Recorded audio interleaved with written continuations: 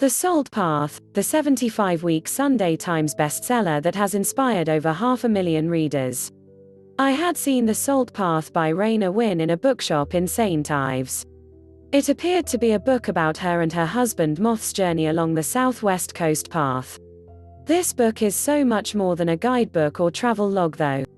Their journey begins when they discover that Mauve is terminally ill, and then their home is taken away from them. They find themselves penniless and homeless. With no real options before them, they make the brave decision to walk the 630 miles along the southwest coast path. They buy tents, sleeping bags and set off with the bare minimum they need to live with, as they have to carry everything. They live day to day, struggling with Mauve's illness, the weather, having no money, no plan and to all intents and purposes no future. Wild camping in some of the most beautiful and spectacular scenery in Britain, their trip becomes not just a physical one but a spiritual one. One of discovery, of how much they can succeed in the face of adversity, and of how strong they really are. It also questions how we view homelessness in this country. It is all too easy to look at a homeless person and say, oh, yes, it's because of drink or drugs, but there are many reasons why someone becomes homeless. I do have some knowledge of this, as I did work in the local authorities' homeless section for a time. Anyone can become homeless, it can easily happen to anyone. I loved how Raynor and Mauve were met with such kindness from some people. I really warmed to both Raynor and Mauve. I hope that they are both doing well, and do hope that Raynor thinks about writing another book. This is not a sad book, although in parts it did make me cry, but it is an uplifting read, inspirational and makes you question what you would do if faced in their situation. This book is a joy to read. Raynor's writing is wonderful. From descriptions of the weather, scenery, wildlife, observations on society, nature, other people and their relationship. This is a wonderful story of coming to terms with grief, premature grieving, something I know about unfortunately, and about finding yourself and what is really important when it seems that everything is lost. When Raynor and Mauve unjustly lose the Welsh farm they'd been nurturing for decades, they face the bleak prospect of homeless poverty. Then Mauve gets a bad diagnosis, he has a terminal disease. Taking their courage in their hands they set out to walk 630 miles along the coastal path through Devon and Cornwall with only a small tent and cheap sleeping bags, eating rice, tuna and noodles as there's no money for anything else. It's a tough life. To avoid shunning, they quickly learn to massage their story. Sold the house. Going where the road takes us.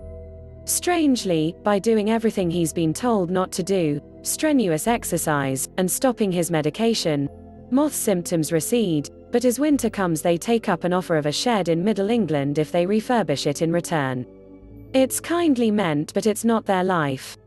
Their spirits sag and Mauve struggles through the day as his symptoms return in force. As spring comes, they hit the road again, this time walking from east to west. The glories and hardships of wild camping are vividly described, and Raynor adjusts the tone and tempo of her book with asides on geology, wildlife, a bit of history, observations of current, normal, life, and what's going on for them emotionally.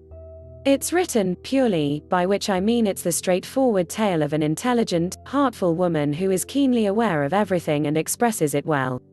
They have a major stroke of good fortune at the end. Having lost almost everything except the love of their children, their odyssey has remade them in its purifying fire, and you can't help feeling that more wild connection with nature would heal a lot of ills. The blind man who prophesied a tortoise turns out to be correct. Her husband diagnosed with a debilitating illness that is usually ultimately fatal, her farm, and home lost to debt collectors, Raynor Winn, and her husband decided to walk the 630 miles of England's southwest coastal path. They walk and camp because they have no home and very little money. But the journey proves to be inspirational, giving them a renewed sense of life and purpose. I found the book a wonderful read. The descriptive parts make me want to go back to southwest England. The introspection is well written and not over the top. I'm going to get out my hiking boots.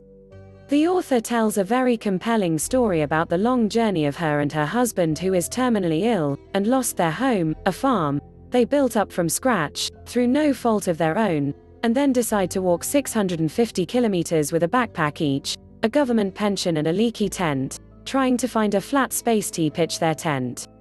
It's an amazing journey, and you walk all the way with Ray and Moth along this most beautiful coastline of southern England. I was sad when we finished the journey. Enjoyed this book very much. This is what we all need right now, to muster hope and resilience. A beautiful story and a reminder that humans can endure adversity. Please click link in description for more reviews.